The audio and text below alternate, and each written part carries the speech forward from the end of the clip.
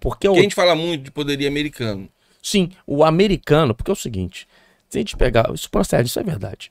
Não é propaganda, é verdade. Por quê? A OTAN ficou muito dependente dos Estados Unidos. Tanto que quando os Estados Unidos recuou ali dos apoios para a Ucrânia, a Europa entrou em parafuso. A Europa está começando a se rearmar. E essa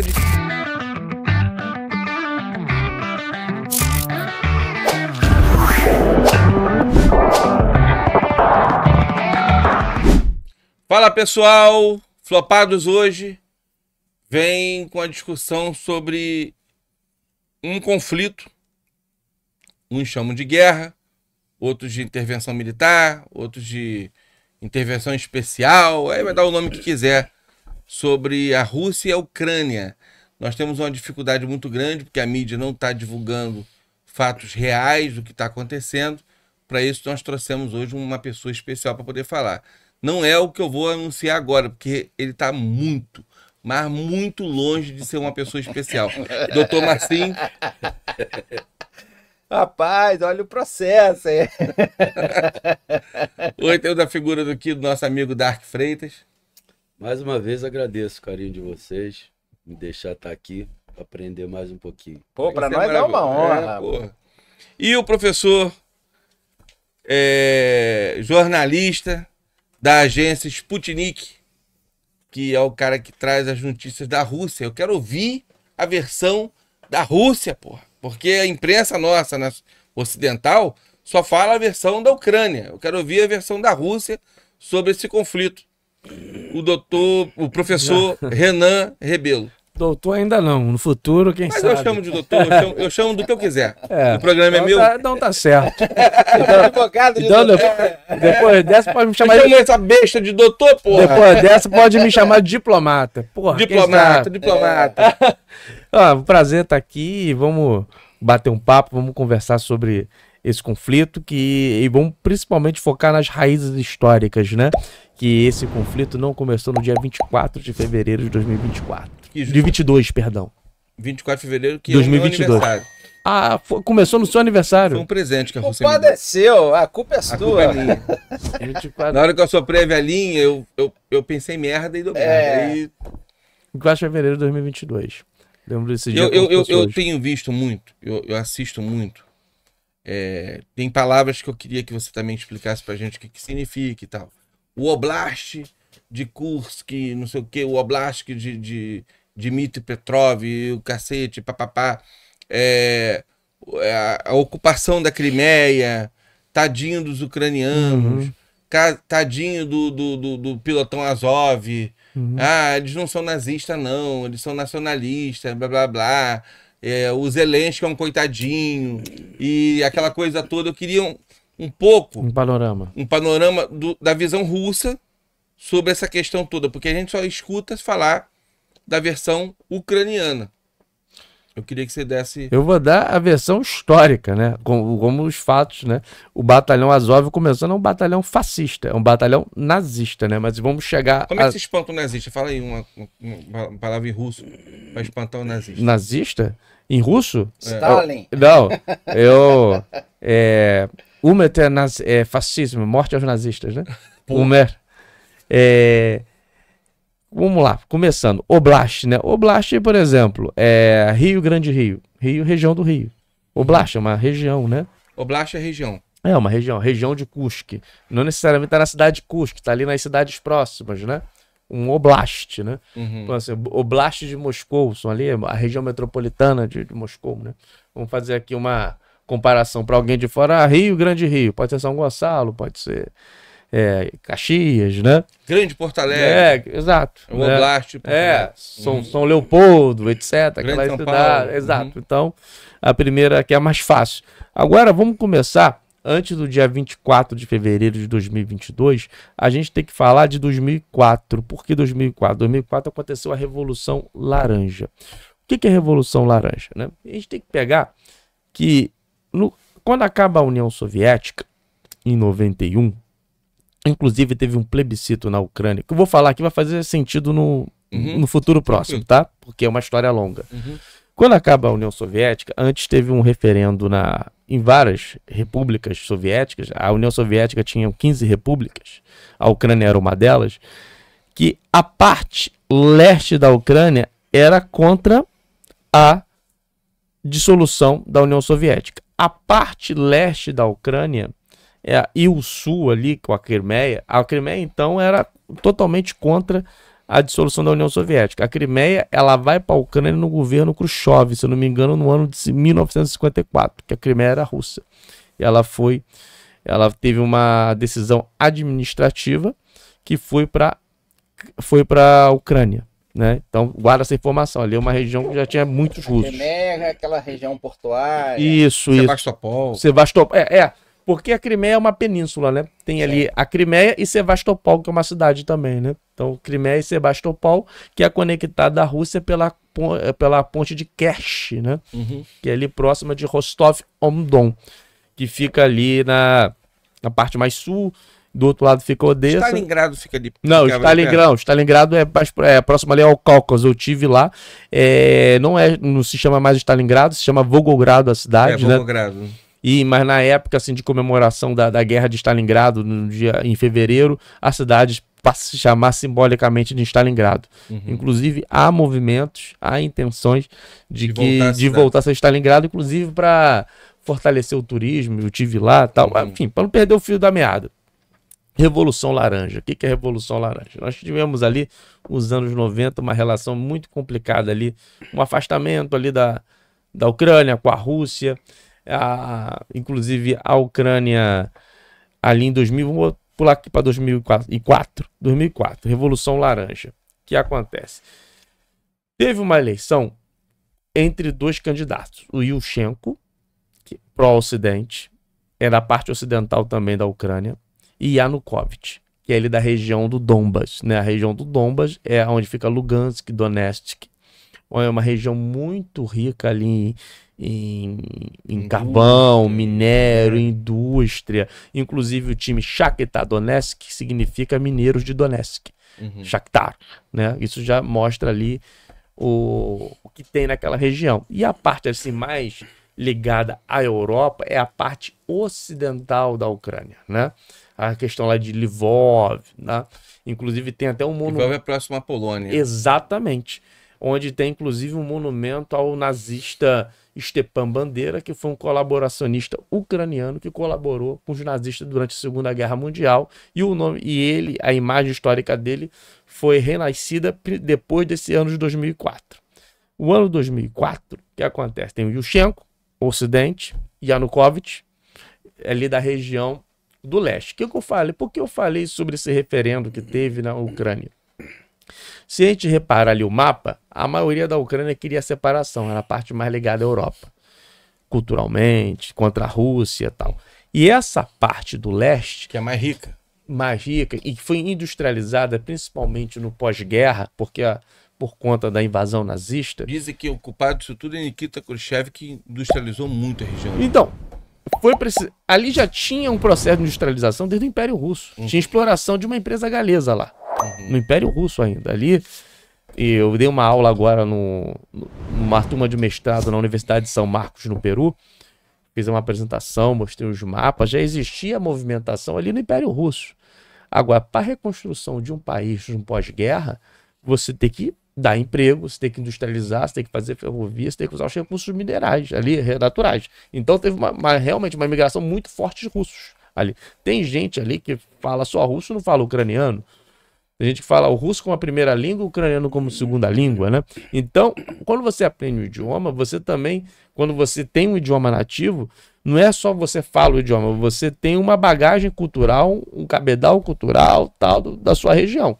Então, ali é uma região historicamente muito ligada à Rússia, no sentido cultural, de pensamentos, reconhecer cidadão russo. Lá é o seguinte, se eu tenho um filho com uma brasileira, ele é brasileiro. Não é igual aqui que é Juiz Solis. Qualquer um que nasce aqui é brasileiro. Nos Estados Unidos igual, na Argentina igual. Lá lá tem uma questão de etnia muito forte. Você é um ucraniano, mas de etnia russa. Você é russo, mas ucraniano. Então é meio confuso ali essa área. Então nós tivemos, resumindo, em 2014, em 2004, a Revolução Laranja. Por que laranja? Laranja era a cor da campanha do candidato Yushchenko, do mais ocidente, tá? Yanukovych Rússia. Não Rússia, ele botar a região Donbás ali, né? Uhum. Mas o lado leste. Teve eleição. A eleição foi pro segundo turno com os dois. E o Yanukovych perdeu. Os Estados Unidos falou que foi roubado, a Europa falou que foi roubado, que teve interferência da Rússia, que aquilo ali não poderia acontecer. E a população em aspas, né? A população que foi para Kiev, ali a galera mais do ocidente, a parte ocidental, né? Da Ucrânia, e todo mundo de laranja. Por isso ficou a Revolução Laranja. Pela primeira vez na história, primeira e única vez na história, a Ucrânia teve um terceiro turno, com pressão internacional, principalmente dos Estados Unidos. E durante esse processo, o Yanukovych teve um princípio de envenenamento. A cara dele ficou desconfigurada, Eu lembro disso. né? E isso teve um apelo midiático muito forte, tá? E o Yanukovych, inclusive, é um dos barões da mídia na Ucrânia. Yanukovych não, Yushchenko, perdão. Yushchenko. Então, Yanukovych, que tinha vencido o segundo turno, ele perde no terceiro turno extra. Que não era para ter o terceiro turno. Foi a facada, né, que ele tomou. Não, mas não era para Como existir se o fosse terceiro facada. turno. É como se o Brasil tivesse o terceiro turno. Não existe. estava na Constituição. Aham. Ok, cancelaram, melaram o segundo turno, ele ganhou. Ele fez um governo terrível. Terrível, mas ele habilitou nomes fascistas históricos como o do Stepan Bandeira. Stepan Bandeira, foi um colaboracionista ucraniano, um líder ucraniano que liderou outros ucranianos colaboracionistas com o nazismo contra a União Soviética. Ou seja, estava lutando contra o seu próprio povo ali, né? Então, e inclusive na época do Yushchenko, constrói a estátua do Stepan Bandeira em Lvov, né, que é perto da Polônia, etc. Mas só que o governo é muito ruim, um governo muito ligado aos Estados Unidos, muito ligado à Europa, estou resumindo bem a história, e ele fica muito impopular. Tanto que na eleição de 2010 ele não vai nem para o segundo turno. E a aliada dele da primeira hora, que era uma mulher chamada Timoshenko, ela vai para o segundo turno com o Yanukovych, que tinha perdido em 2004. Estão acompanhando bem? Uhum. Beleza. Aí chega-se 2010, o Yanukovych vence a Timoshenko. Um escândalo. Ganhou, mas aceitaram. E aí começou o Yanukovych eleito, né? Ele já mais ligado à parte mais, vamos botar assim, a parte mais russa da Ucrânia. E já teve problemas de conflitos ali internos. Mas a questão geral que ocasionou o 2013, que é a Euromaidan, acontece porque o Yanukovych tinha um livre mercado ali com a Rússia. A Rússia era muito vantajosa para a economia ucraniana. Lembrando que a Crimeia, mesmo estando na Ucrânia, estava arrendada com a Rússia, que a Rússia tinha a base na Crimeia.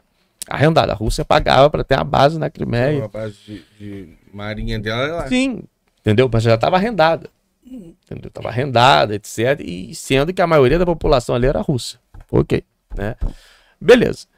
Aí a União Europeia propôs um acordo comercial com o Yanukovych. E já tinha esse movimento, que é antigo, vem desde muito tempo, dos anos 90, 2004, que intensificou em 2010, dos ucranianos quererem entrar na União Europeia, etc. Mas só que a Rússia ofereceu um acordo comercial muito melhor. Mas só que a Rússia, você não pode... Assim, a Ucrânia ficou, tem que assinar com a Ucrânia, ou com a Europa, ou com a Rússia. Não é é ou um ou outro. E o Yanukovych preferiu a Rússia, que era mais vantajoso, a questão dos grãos, etc. Tal. Então começou um protesto, que começou muito nas redes sociais, lideradas por jovens, que foi a Euromaidan. O que é Euromaidan? Uma praça em Kiev, que se chama Maidan, e ganhou esse apelido, desse protesto, de Euromaidan, porque foi uma tentativa em prol da democracia, da Ucrânia entrar na União Europeia. Então, isso foi apelidado na imprensa de Euromaidan. Dali surgiu partidos fascistas como o Pravy Sector, o Batalhão Azov. Ele cresceu nesse sentido. É um batalhão uma força, um grupo paramilitar também faz parte ali, configura também, ele foi introduzido às Forças Armadas Ucranianas conforme o tempo. Surgiu vários com muita violência, tá? Estados Unidos, inclusive, teve a presença dos Estados Unidos, claro, ali, inclusive representante do governo americano lá dando ali dando assim chá para os manifestantes da Maidan, os jovens lutando pela democracia contra o sentimento anti-Rússia, como a Rússia estivesse dominando a Ucrânia com aquela narrativa que não queria ser colônia da Rússia. Essas fake news. A anexação da Crimeia veio quando? 2014, né? Ela foi reintegrada em 2014 porque teve um desdobramento. E a entrada do Zelensky? Vou chegar lá. Em 2013, teve esse ano confuso e Yanukovych, ele toma um golpe de Estado em fevereiro de 14. Em fevereiro de 14 ele toma um golpe de Estado. Então começaram movimentações nas áreas com mais cidades russos falantes de se separar da Ucrânia. A Crimeia, o povo fez um referendo de separação da Ucrânia e entra na Rússia. Isso acontece, essa movimentação no Donbás, mas não teve eles se proclamaram independentes, né? E começou um conflito no Donbas, a Crimeia vai para a Rússia e começa um confronto. E quando o Yanukovych cai, entra o Poroshenko. Não, eu falei errado na outra. O Yushchenko, ele não é um barão da mídia. Quem é um barão da mídia é o Poroshenko, que entra nesse contexto quando o Yanukovych cai no golpe de Estado. E ele tá eleito, aquela coisa toda, e ele promete que o Donbás ia ficar com a Ucrânia, quer terminar com a guerra, etc. Mas com a Crimeia ele já não tinha mais força. A população queria ir para a Rússia, e a Rússia, e também pelos interesses russos, ali é muito importante, ali a saída para a Rússia para águas quentes, né? Que é ali na Crimeia. Então, passando disso, o Poroshenko entra, eles tentam fazer os acordos de Minsk na Belarus, que seria como fosse um cessar-fogo, né? Um dos pontos do acordo seria dar uma autonomia às regiões independentistas, separatistas ali, pró-Rússia, Lugansk e Donetsk, né? Que faz a região do Donbas. Mas só que esse acordo nunca foi respeitado. Foram 2 acordos de Minsk, um e o 2, e 15 e 16, né? 15 e 16 os acordos nunca foram respeitados. E a Ucrânia continua tendo uma guerra interna. Ou seja, Kiev contra as forças ali separatistas que se identificam mais como com a Rússia. Lugansk e teve alguma questão ali que na época surgiu, né? De perseguição de cidadãos russos em território ucraniano, que gerou até a intervenção. Sim, mas isso já vinha, isso tudo que eu tô contando para você já havia perseguição. Isso já acontecia. Eles não acordaram de manhã, eu quero ser independente. Não, porque já já tinha esse sentimento anti-Rússia e é um sentimento também anti-cidadãos russos que estão na Ucrânia. Então foi uma guerra entre ucranianos de etnia russa e ucranianos, vamos dizer assim, puros, né? E por isso que a gente vê uma linhagem, uma vertente muito nazi-fascista, uma coisa muito fascistizada em forças armadas da Ucrânia. Certamente com a influência tanto europeia quanto norte-americana. Sim. Né? E mais uma vez através da guerra de procuração. Aí houve a questão, aí veio a guerra em 22, pra gente poder dar sintetizado. Aí veio a guerra em 22. A grande mídia passa pra gente que a Rússia está sofrendo pesadas baixas, está sendo massacrada. Aí teve essa porrada de brasileiro que foi para a Ucrânia, estrangeiros. Será? Todo mundo que era fascista e que tinha CAC resolveu ir para a Ucrânia. Inclusive um fascista daqui do Rio que foi para lá. Ele voltou. E voltou mal, né? Não, tá vivo. Lançou até um livro, um fascista daqui do Rio que foi. Mas não ficou lá, não. Muita gente morrendo e tal. Quem tá ganhando essa guerra lá, cara? Olha, Tem um... Fala os fatos da Rússia. Não, falar os fatos, história que eu pesquiso. Eu leio mídia ucraniana também e meu dia a dia é saber, ó, meu dia a dia é saber tudo de Rússia, culinária ao míssil do tanque. É minha obrigação de vida desde 2018. Eu tenho que saber tudo da Rússia. Tem um canal, fico procurando, pesquiso, então eu leio mídia da Rússia, mas nesse caso, no contexto do conflito na Ucrânia, eu leio mídia russa, ucraniana e americana. Uhum.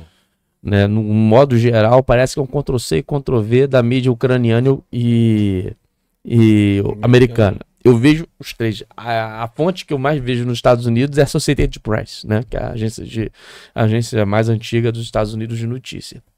Então, o que acontece? A gente tem baixa para os dois lados, evidentemente, né? Óbvio. Mas só que é o seguinte, a gente tem que pensar o seguinte: guerra não é videogame, confronto não é videogame. Ou seja, você tem que ter uma preparação, treinamento para lutar. O que a gente vê na Ucrânia são pessoas civis que estão na sua casa, vendo Netflix, que está indo para o confronto porque elas estão sendo pegas na rua. Tem vídeos assim de alistamentos compulsórios. Tem uma frase, não lembro quem falou isso, qual analista que falou, na época do Biden, o Biden vai lutar contra a Rússia até o último ucraniano. Por quê? A Europa tá mandando. Europa / Estados Unidos agora, que voltou, né? Mas a Europa agora, ela manda dinheiro, oração e arma. E é contigo. Claro que tem a gente. Eu tive agora no museu em Moscou. A Rússia tem um museu com os materiais apreendidos na Ucrânia. Aí eu vi lá. Starlink, peça ali do drone, roupa de soldado americano. Mas oficialmente os Estados Unidos não tá e nenhuma outra. A Alemanha não tá. Mas claro que tem oficiais ali da Alemanha, Estados Unidos, como mercenários, como voluntários, enfim. Tem vários tipos de materiais. Eu vi pedaços de míssil, drones, como eu falei, muita insígnia nazista nos uniformes. Tá lá.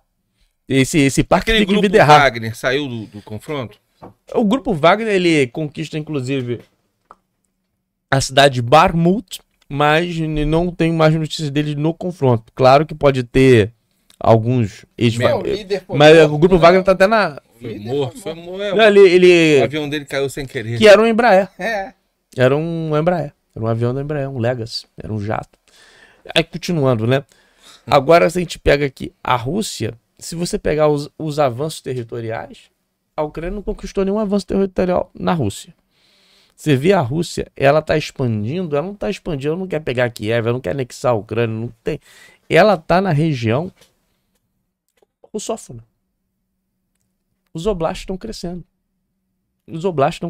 E lembrando que a Rússia, ela não queria anexar essas regiões. Tanto que ficou 10 anos de guerra. A Rússia falava, não, tem que ter ali a autonomia, tal. Mas só que começou a ter a guerra dentro da Ucrânia. Eu vou te perguntar duas coisas. E só antes da Rússia entrar em 24 de fevereiro de 2022, teve um ataque grande ali nessas regiões. A Rússia passa a reconhecer essas regiões como países que pediram ajuda à Rússia para a Rússia entrar. Entendi. Qual é a relação do povo russo? Não estou falando do governo. Sim. A sensação que você teve ali com o povo russo, do russo com o ucraniano. Eu sei que no começo existia uma questão assim, não, são nossos irmãos. Mas eu vi declarações do Lavrov. Sergei Lavrov. Sergei Lavrov, que ele disse que essa sensação passou.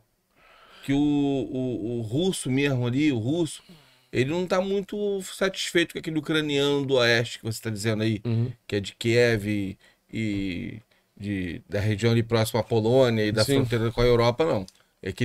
Aquele ucraniano pró-europeu, o russo está meio que já classificou como inimigo. A gente tem que pegar antes de responder, eu vou fazer uma pequena introdução.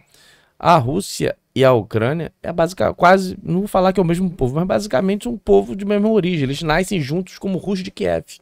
aí depois vai se expandindo, a Rússia vai mais pro norte, tem o Principado da Moscóvia, tal, depois a capital, São Petersburgo, teve Vladimir, etc. E a Ucrânia foi ficando mais, né? Europeia. Não, ficou mais distante do Império, do centro do poder do Império, né? A palavra Ucrânia, inclusive, tem a etimologia, significa ali fronteira, né? Então, e o nome Rus veio da Ucrânia, Rus de Kiev. Não, Rus de Kiev. Depois deu origem à Rússia. É que nasce como Rus de Kiev devido aos povos Rus, né? Rurik, Rus, né? Ali a região do rio de Kiev, perdão. Aí Rus de Kiev, depois vai se expandindo, vai ter o Principado da Moscóvia, vai crescendo. Então, é muito difícil você não conhecer um russo que não tem um parente ucraniano e vice-versa. Entendi. Principalmente na União Soviética. Então você não tem como odiar seu irmão, né? Agora a gente tem que falar que ucraniano nós estamos falando. É o ucraniano do leste? Não. É o ucraniano do oeste? Do oeste. A Ucrânia é um país ali rachado, assim, de um lado tem o rio de Dnipro, é o lado leste, o lado mais pró-ocidente. O que eu reparo ali, como cidadão russo, eu vejo eles muito seguros. Eles não têm medo de invasão, eles se sentem seguros, assim. Minha percepção. O Data Renan, não o Datafolha. O Data Renan, tô falando minha percepção, não é uma pesquisa. E claro que se preocupam com parentes, etc. Tal. Isso é uma pergunta muito relativa, porque ela tem várias camadas, né? Que russo nós estamos falando, que ucranianos nós estamos falando, né? E outra pergunta. A relação Rússia com o europeu. Porque eu sinto assim, o próprio Lavrov, ele fala que a relação do russo com o europeu o russo se afastou realmente da Europa, ele não quer ser europeu, o russo ele sente que ele não quer mais pertencer àquele ambiente de Europa, e até onde pode acontecer uma merda grande do envio de armas e logística e tudo mais, tornar um conflito assim sem precedente, de que a Rússia pode muito bem falar, então tá bom, então agora eu vou começar a atacar a Alemanha, eu vou começar a atacar a Polônia, eu vou começar a atacar Londres, vou atacar a porra toda, porque vocês estão mandando rápido para me atacar, eu também vou atacar. Porque eu fico muito temeroso de um míssil desse a cair em Moscou, acertar um Kremlin, uma coisa assim, e gerar esse conflito com a Rússia, que seria, porque, cara, cara que eu não arrumaria confusão é o Putin, cara. O Putin já mandou olha, se mete não, porque, pô... É porque a gente tem que parar pra pensar o seguinte, eu vejo assim, minha percepção, que quem tem mais problemas é a Europa com a Rússia do que a Rússia com a Europa. Eu vejo isso, eu já tive na Europa, que eu falo assim, pra você ver, a Rússia, existe a Europa geográfica, que a Rússia faz parte, a Rússia é eurasiática, né? Isso. Mas faz parte ali do leste europeu. Que é o maior país da Europa. Sim. Agora, do mundo, né? Assim, de extensão. Não, eu tô falando da Europa também. 18 milhões de quilômetros. Eu tô falando assim, mas na Europa a parte maior é a Rússia. Ali tem ali a parte euroasiática, etc. Mas tem a Europa política, né? Como a Rússia se refere à Europa como Europa, e a Europa se refere à Rússia como Rússia. Ou seja, tem a Europa geográfica e tem a Europa política. Se a gente pensar a história do povo russo, vamos voltar, como eu falo, eu gosto sempre de voltar um pouco a história antes de para contextualizar. Ali, o fundador de São Petersburgo, quem projetou foi o imperador Pedro I, não o nosso não, os russos, tá? Em 1703. Pedro Grande? É Pedro I, Piotr. Ele projetou São Petersburgo para ser uma cidade moderna, segundo ele, com a visão europeia. Então, para mim, a cidade depois do Rio mais linda do mundo é São Petersburgo. Linda, foi uma cidade projetada. A primeira cidade projetada no mundo foi São Petersburgo. Projetada. Mas só que a Rússia... Que era Leningrado... Não, primeiro foi São Petersburgo, aí depois Petrogrado, durante a Primeira Guerra Mundial, que mudou ali, porque São Petersburgo tem o nome de Alemanha, né? Burg. Então, e a imperatriz russa era alemã. E o povo, porra, estamos aqui, estamos lutando contra os alemães, temos a imperatriz aqui com o nome alemão. Aí depois mudaram. Virou Leningrado. Aí virou Petrogrado. Aí na União Soviética, Leningrado. Quando acaba a União Soviética, volta a ser São Petersburgo. Então, São Petersburgo, Petrogrado... Pra contextualizar você, que é idiota, que não sabe geografia. Só pra... Vou continuar, continua. Então, ali, A Rússia, ela sempre assimilou ali a cultura europeia, mas ela nunca se moldou querendo ser europeia. A Rússia, o russo até hoje, ele tem uma característica de assimilar todo tipo de cultura, principalmente na União Soviética, era um país totalmente internacionalista, né? Totalmente, que vinha gente todo. A primeira professora de russo era uma panamenha que estudou na União Soviética jornalismo, porque o pai dela era do Partido Comunista no Panamá. E ela me deu aula em Niterói. Aí a Rússia assimila todo tipo de cultura, mas molda ao jeito russo. Mas molda ao jeito russo. Então, eu não vejo muito problema do russo com o europeu. Assim, claro que tem. O russo olha o europeu com muita desconfiança como o americano, evidentemente. Mas eu vejo mais problema da Europa com a Rússia. Falando, a Europa vai. Nós estamos nos armando porque a Rússia vai nos atacar. Me fala qual país da Europa que a Rússia invadiu. Agora eu vou fazer uma pergunta rápida. O Lavrov disse que a Rússia está 2, 3 gerações de armas à frente da OTAN. Cara, você teve lá, procede? Procede, tanto que... Porque a gente fala muito de poderio americano. Sim, o americano, porque é o seguinte, se a gente pegar... Isso procede, isso é verdade. Não é propaganda, é verdade. Por quê? A OTAN ficou muito dependente dos Estados Unidos. Tanto que quando os Estados Unidos recuou ali dos apoios para a Ucrânia, a Europa entrou em parafuso. A Europa está começando a se rearmar. E essa diferença de Estados Unidos e Rússia é muito grande? Ou é pau a pau? Vamos dizer assim que... Vou botar 3 potências no mundo. Rússia, China e Estados Unidos. É pau a pau? Assim, ali é difícil. É difícil. Até acho que a Coreia do Norte não é ruim. Não, mas os Estados Unidos, Rússia e China...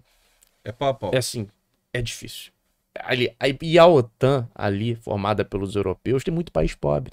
Ali, principalmente no contexto do pós-guerra, esses países passaram por uma Segunda Guerra Mundial que os Estados Unidos não passou. Os Estados Unidos foi lutar lá, mas não teve o país invadido aqui. Destruído. Não teve. A Europa teve.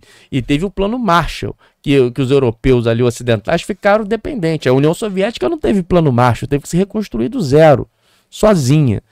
Então, essa dependência dos Estados Unidos e a OTAN, ela nasce no pós-guerra para combater a União Soviética.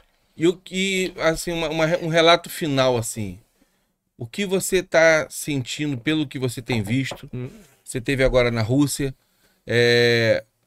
essa guerra da Ucrânia, que está sendo uma guerra do Ocidente por procuração, e que os russos estão começando a colocar mais, eu tô sentindo assim, no começo, os russos começaram bem ali, devagar, naquela região. Mantendo. Só que eu tô sentindo o seguinte, pelo que eu tenho visto. Claro. Que é pouco, porque a mídia nossa não divulga. Eu tô sentindo que a Rússia tá entrando num mar de sola.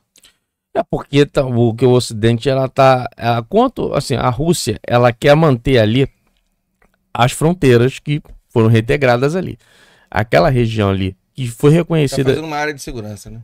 Porque é o seguinte, aquelas regiões separatistas no início que eu contei, quando elas foram reintegradas à Rússia, ali entraram em setembro de 22, porque ela tem a vontade popular de muitos anos, a Rússia não quer devolver, ali não vai sair mais. Então, a proposta da Rússia, inclusive, é que tenha uma zona tampão ali de segurança, como você falou, né? Se fosse um acordo ali de cessar-fogo e paz.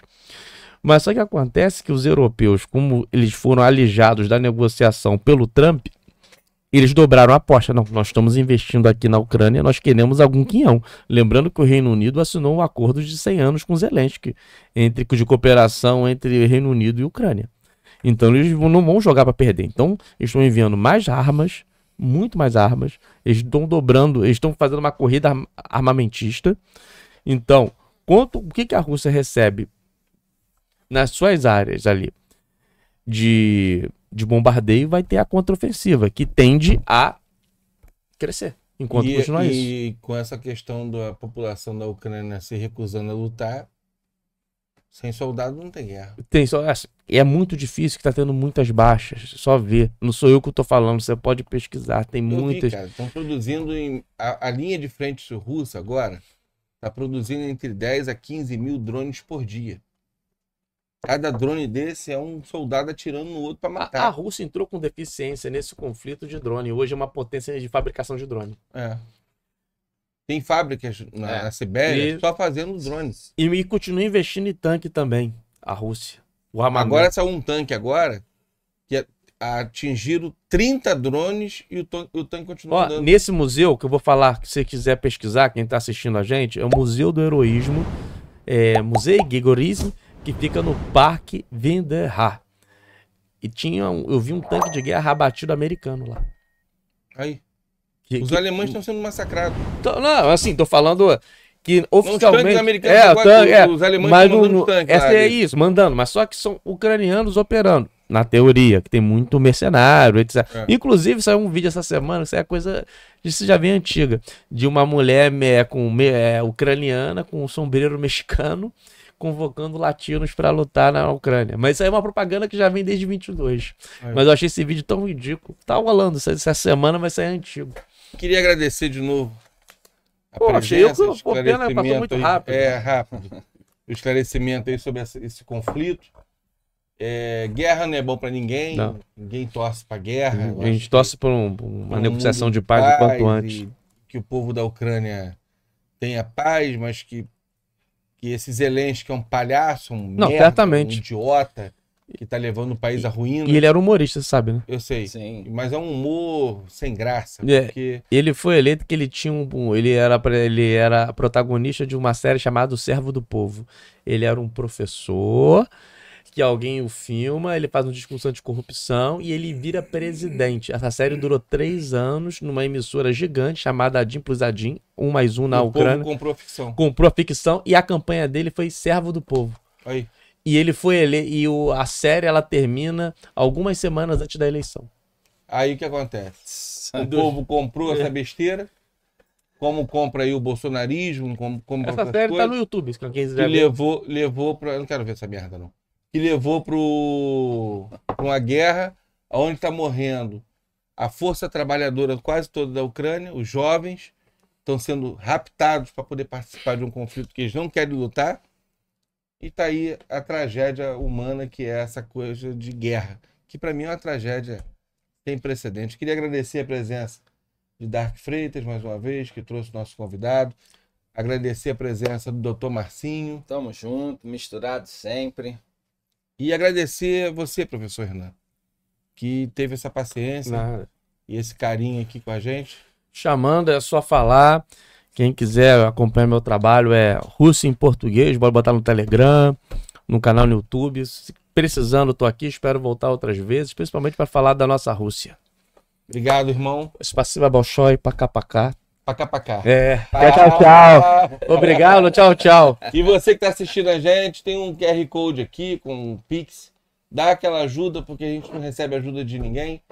E contamos com você para poder manter o canal. Obrigado, valeu, até mais. Flopados volta em breve. Urra!